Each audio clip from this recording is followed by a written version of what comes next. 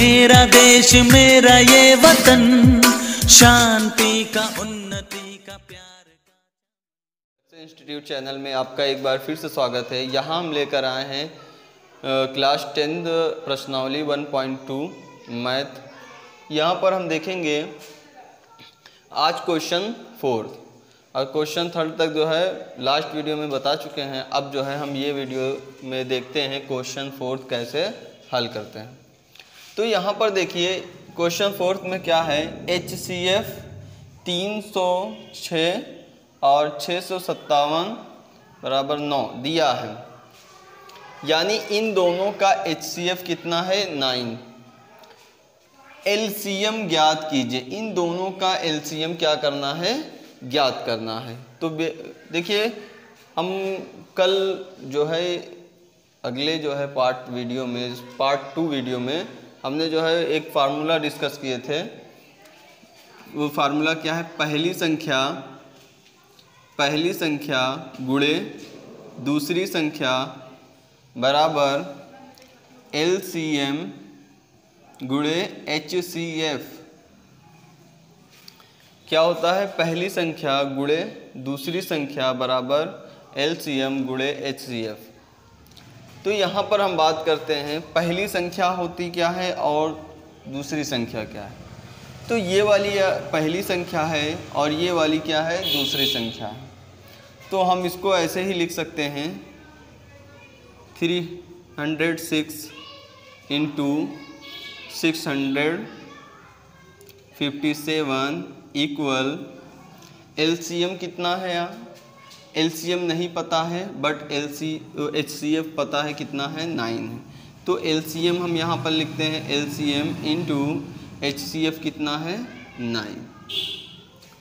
अब हम क्या करेंगे, जो ये 9 है यहाँ पर लाएंगे और किसी संख्या में जिसमें डिवाइड होगा उसमें हम क्या कर लेंगे, डिवाइड कर लेंगे। तो यहाँ पर देखते हैं 306 इंटू 657 अपॉन क्या है 9, यहाँ पर क्या बचा LCM। अब यहाँ इसको डिवाइड कर लेते हैं। देखिए 3 से भी कट रहा है तो यहाँ पर हम काट सकते हैं। 3 3 जा 9, 3 1 जा 3, यहाँ पर 0 और 3 दूना 6, 3 2 जा 6। और फिर देखिए 3 1 जा 3, 3 3 जा 9, यहाँ 3 4 जा 12। तो यहाँ पर बचा कितना 34 गुणे 657 और यहाँ पर नीचे 1 से डिवाइड करेंगे वो हो जाएगा, यहाँ पर बचेगा LCM। अब हम यहाँ पर क्वेश्चन इसका इसमें मल्टीप्लाई करेंगे तो आएगा मेरा 22,000। अब इसका इसमें गुणा करेंगे तो ये आएगा 22,338 आएगा, यानी 22,338 यहाँ पर आ जाएगा इसका LCM। अब हम इसी प्रकार देखिए HCF दिया हुआ था और LCM हमें फाइंड करना था।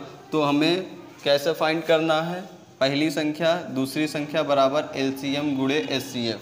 तो पहली संख्या यहाँ लिखते हैं, दूसरी संख्या यहाँ लिखते हैं, LCM यहाँ, और जो इन दोनों का HCF है उसको यहाँ लिखे। फिर ये यहाँ डिवाइड में आता है तो इससे कैंसिल हुआ, 34 बचा, इससे इसमें मल्टीप्लाई किया तो 22,338 ये मेरा LCM है। अब नेक्स्ट क्वेश्चन देखते हैं। अब क्वेश्चन जो है 5 पर बात करते हैं। यहाँ पर देखिए प्रश्न, जांच कीजिए कि क्या किसी प्राकृत संख्या n के लिए संख्या 6 की पावर n अंक पर 0 पर समाप्त हो सकती है। यानी मतलब कैसी संख्या होनी चाहिए, प्राकृत संख्या। प्राकृत संख्या क्या होता है, 1 से होता है स्टार्ट, 1 से 9 तक प्राकृत संख्या होती है। तो उसको हम क्या करेंगे, इसके पावर पर रख कर चेक करेंगे क्या उसका जो है लास्ट अंक क्या आना चाहिए, 0 आना चाहिए। तो आइए हम देखते हैं यहाँ पर क्या होता है। प्राकृत संख्या n बराबर हम लिख सकते हैं 1 2 3 ऐसे अनंत तक। तो यहाँ पर देख लें, यहाँ क्या है क्वेश्चन 6 की पावर n। तो हम इसको लिखेंगे 6 की पावर n। अब यहाँ पर क्या करना है, पहले प्राकृत संख्या 1 पर रखते हैं, चेक करते हैं क्या उसका क्या हल करने के बाद अंक क्या आना चाहिए, 0 आता है कि नहीं। तो यहाँ पर हम रखेंगे 6, n का मान क्या है 1, तो क्या आया यहाँ 6। किसी भी संख्या का पावर 1 होता है तो वही संख्या लिख दिया जाता है 6। अब यहीं पर हम लिखेंगे 6 की पावर कितना 2। तो जब 6 की पावर 2 है तो अब इसका हम जो है करेंगे तो 6 कितनी बार लिख सकते हैं, 2 बार। जितनी पावर उतने अंक हम लिख सकते हैं इनटू में। इसका मल्टीप्लाई कराएंगे तो हो जाएगा 36। अब देखिए लास्ट में यहाँ भी क्या आ रहा है, 6 ही आ रहा है, 0 नहीं आ रहा है। तो हम फिर क्या करते हैं, यहाँ पर अब 6 की पावर क्या रखेंगे, 3 रखेंगे। अब जब 6 की पावर 3 यानी 6 को हम कितनी बार लिखेंगे, 3 टाइम, इक्वल कितना 6 6 36, 36 छक्का 216। तो यहाँ पर क्या आ जाएगा 216। यानी यहाँ पर भी 6 आ रहा है। तो यानी कोई भी प्राकृत संख्या हो और 6 की पावर रखते हैं तो उसका मान कभी भी 0 नहीं आएगा, 0 कभी नहीं आएगा। तो हम यहाँ पर लिख सकते हैं 6 की पावर n प्राकृत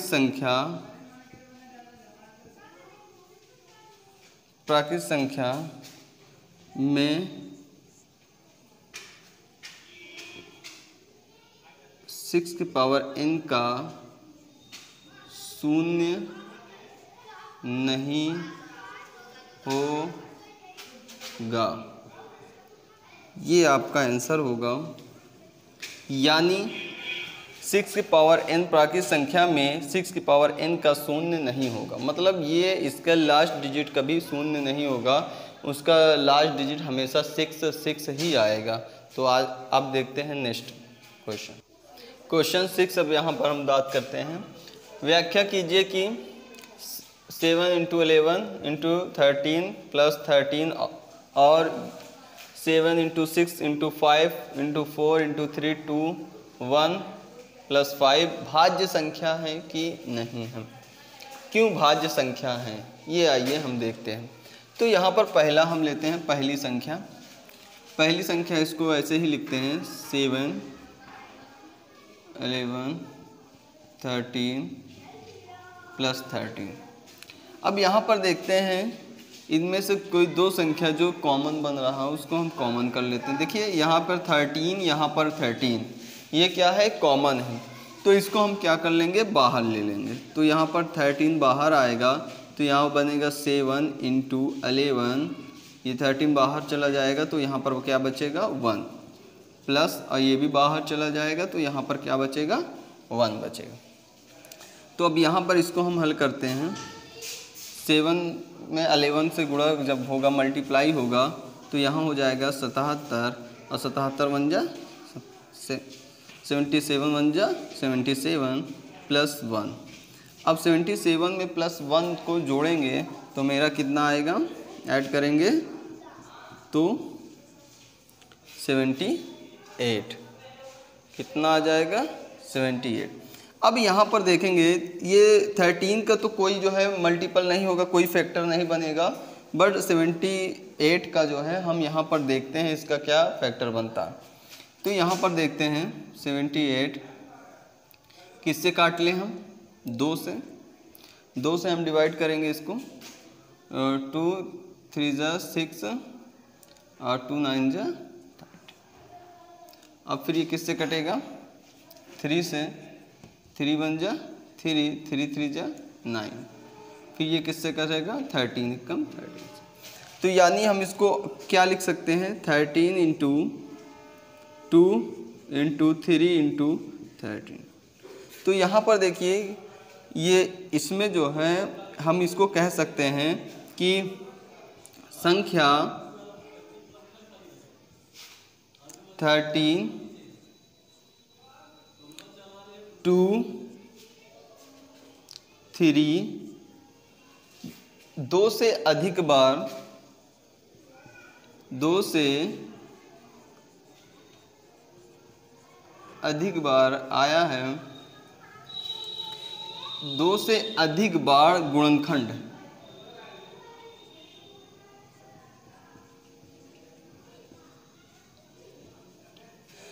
इसलिए यह संख्या भाज्य होगा।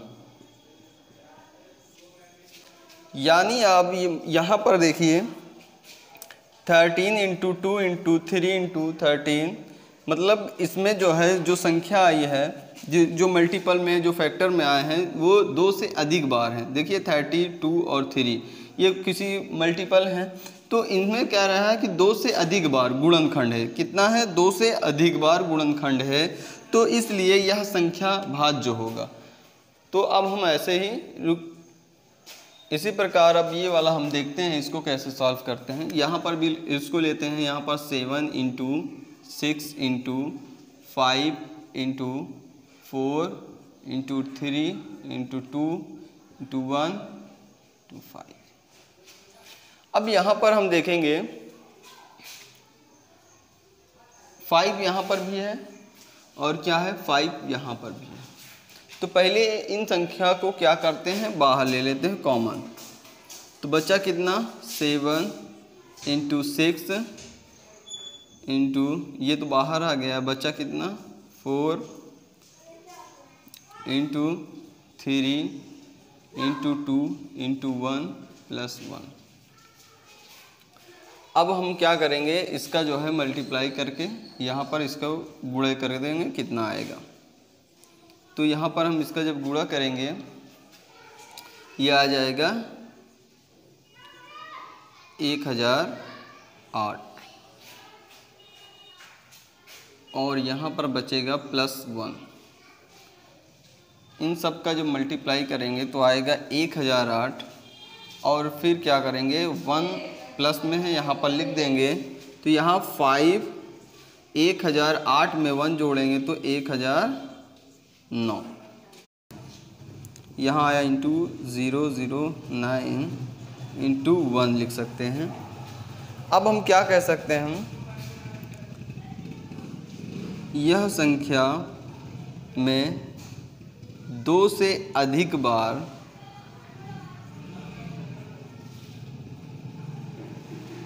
भाजक है, इसलिए यह संख्या भाज्य संख्या होगा। देखिए कैसे करना है, फिर से आप लोग देख सकते हैं। यहाँ पर क्या लिखे 7 × 6 5, ये पूरा ऐसे लिख लिया। यहाँ पर जो कॉमन दिख रहा है 5 यहाँ पर भी है, 5 यहाँ पर भी है, इसको कॉमन लिए। कॉमन लेने के बाद इनका जो है मल्टीप्लाई करने के बाद आएगा 1008।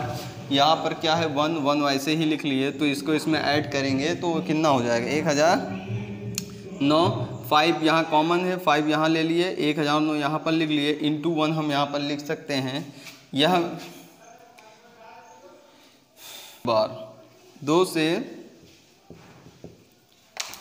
से अधिक बार भाजक है, इसलिए यह संख्या भाज्य संख्या होगा। यानी यह संख्या क्या हो, कैसी संख्या होगी, भाज्य संख्या होगी। अब हम नेक्स्ट क्वेश्चन देखते हैं। अब क्वेश्चन जो है 7 हम बात करते हैं यहाँ पर। ये लास्ट क्वेश्चन है प्रश्नावली 1.2 का। तो आज आइए देखते हैं कि ये कैसे हल होगा। क्या पूछ रहा है, किसी खेल के मैदान के चारों ओर एक वृत्ताकार पथ है। मतलब किसी खेल के मैदान में एक वृत्ताकार पथ बनाया गया है। इस मैदान के एक चक्कर, यानी कोई ऐसा मैदान है ऐसे वृत्ताकार, तो यहाँ से फिर एक बार यहाँ तक फिर चक्कर लगाने में सोनिया को 18 मिनट लगते हैं। सोनिया कोई है, उसको 18 मिनट लगते हैं, जबकि इसी मैदान का एक चक्कर लगाने में रवि को 12 मिनट लगते हैं। यानी रवि क्या है, उससे तेज़ दौड़ा है। मान लीजिए कि वे दोनों एक ही स्थान और एक ही समय पर चलना प्रारंभ करें। यानी दोनों एक ही समय पर यहाँ से चलना प्रारंभ करें, करके एक ही दिशा में चलते हैं, कितने समय बाद वे पुनः प्रारंभिक स्थान पर फिर मिलेंगे। यानी एक समय ऐसा आएगा फिर वही इस जगह पे वो दोनों एक साथ फिर मिल जाएंगे। तो वो समय क्या है वही हमें यहाँ पर फाइंड करना है। तो आइए हम इसको देखते हैं कैसे निकाला जाएगा। इसको हम एलसीएम विधि द्वारा निकालेंगे। तो यहाँ पर देख लीजिए 18 है, 18, इसको हम किससे काटेंगे, 2 से डिवाइड कर देंगे, 2 9 जा 18, यहाँ 3 से कटेगा, 3 3 जा 9, 3 1 जा 3। तो अब इसको हम यहाँ पर क्या करेंगे, 18 इक्वल 2 इंटू 3 इंटू 3। यहाँ पर 12, इसका भी हम क्या कर लेते हैं, गुणनखंड कर लेते हैं। तो यहाँ पर देख सकते हैं आप लोग, यहाँ पे 2 से काटेंगे पहले, 2 6 जा 12, 2 3 जा 6, 3 1 जा 3। अब यहाँ पर इसको हम यहाँ पर लिखेंगे 12 इक्वल क्या है, 2 इंटू 3। अब एलसीएम निकालने का रूल क्या है वो आइए देखते हैं। एलसीएम जो दोनों में मैच करता हो वो पहले लिख लीजिए, यानी 2 3, और जो मैच नहीं करता है उसको भी लिख लेते हैं, यहाँ पर 3 इंटू 2। अब इनका क्या करते हैं, मल्टीप्लाई कर लेते हैं, कितना आता है एलसीएम, 2 3 6, 6 3 18, 18 दूना 36। यानी 36 मिनट में वो फिर अपने प्रारंभिक स्थान पर आकर एक दूसरे से मिलेंगे। तो इतना समय लगेगा उनको एक साथ फिर मिलने के लिए। तो आज का वीडियो यहीं तक। अब जैसा भी लगा हो प्लीज़ लाइक कीजिए, सब्सक्राइब कीजिए और अपने दोस्तों को भी शेयर कीजिए। और फिर हम मिलते हैं नेक्स्ट वीडियो।